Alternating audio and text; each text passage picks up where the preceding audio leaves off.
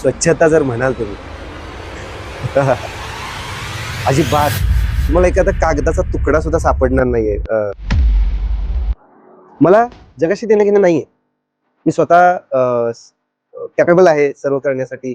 स्वतःच्याकडे मला लक्ष द्यायचंय. हे इथं शिकायला मिळालं.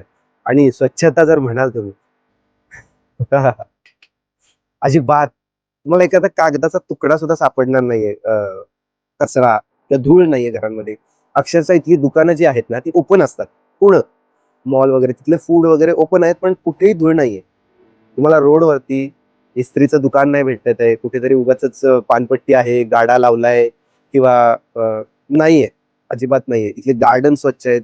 ग्रीनरी तर इतकी आहे इथं, जाईल तिकडे तुम्हाला झाडं दिसतील. जाईल तिकडे मेन सिटीमध्ये झाड आहेत तुमच्याकडे. पूर्ण रस्ते सावली आहे बऱ्याचशा रस्त्यांवरती. इतकी सावली की दाट सावली मेन सिटी मधल्या रोडवरती. रस्त्याच्या दुतर्फा झाडं आहेत. सबब जो आहे तिकडे मी तुम्हाला दाखवणार आहे. एक एक एक एक अपडेट मी तुम्हाला देत राहणार आहे. आता आम्ही आज आज तारीख आहे 15 डिसेंबर आहे. सकाळचे 9 वाजलेले आहेत. भारतामध्ये 5.5 तास घड्याळ पुढे आहे. म्हणजे साधारणतः 3:30 वाजले असावे तिथे आता रात्रीचे. चेक करा तुम्ही. आणि आता आम्ही जाणार आहे मेलबर्न क्रिकेट ग्राउंडला 9:30 वाजता. 11 वाजता तिथे बुकिंग केलेलं आहे. काय काय होणार आहे बघण्यामध्ये खूप इंटरेस्ट येईल तुम्हाला.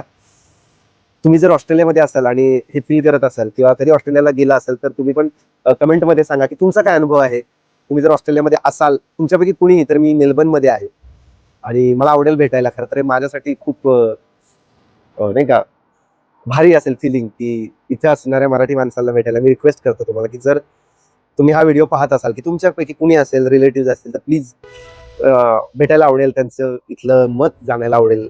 काय आहे देश हा, कसा आहे, मला गायडन्स मिळेल की कुठे चांगला आहे, कुठे फिरायचं आहे, काय आहे ओव्हरऑल इथला प्रदेश जाण्याला आवडेल. त्यासाठी कमेंट करा आणि व्हिडिओ पाठवा. ज्यांना वाटतंय की ऑस्ट्रेलियाला जायला पाहिजे, ऑस्ट्रेलिया बघायला पाहिजे. मी माझ्या पद्धतीने ऑस्ट्रेलिया दाखवत राहील. धन्यवाद.